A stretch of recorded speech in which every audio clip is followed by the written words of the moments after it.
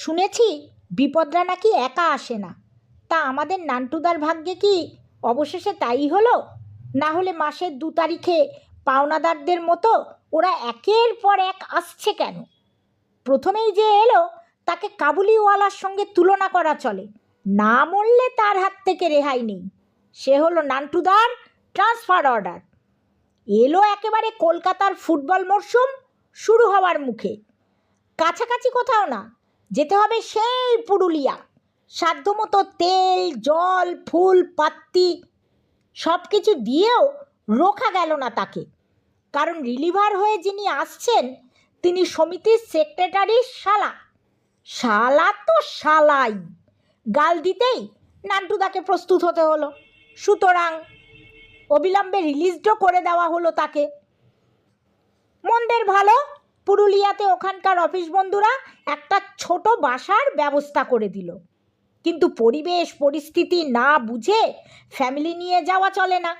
তাই নান্টুদা বউ ছেলে মেয়েকে শ্বশুরবাড়িতে রেখে কটা দিন সেখানে কাটিয়ে এসে শ্যামবাজারের বাসায় ফিরে এলো একা।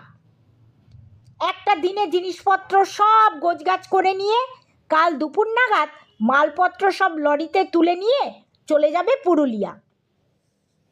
কিন্তু বিপদ, ভোর না হতেই শেষ রাত্রিয়েই পেটে মোচড়।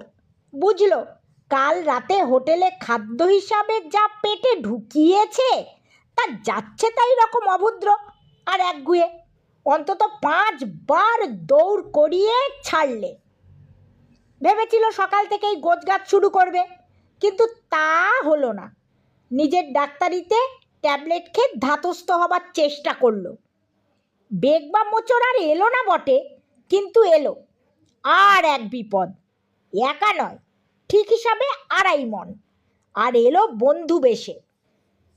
ছোটবেলাকার বন্ধু আতঙ্ক ভঞ্জন গোলদার, থাকে রাজস্থানে। বেশ কয়েক বছর পরে দেশ গায়ে ফিরেছিল, আজ আবার ফিরে যাচ্ছে সেখানে। ট্রেন তার রাত 9টায়।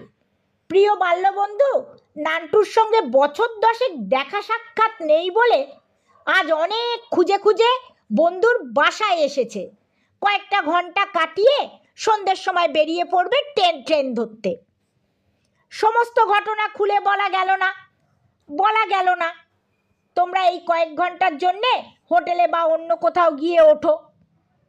বেশ কিছু খরচপাতি করে এই দুঃসময়েও নান্টুদাকে বাজার করতে হলো। অবশ্য রান্নাতে ওরাও হাত লাগালো। তারপর খাওয়া দাওয়া করে সন্ধেয় ওরা বিদায় হলো।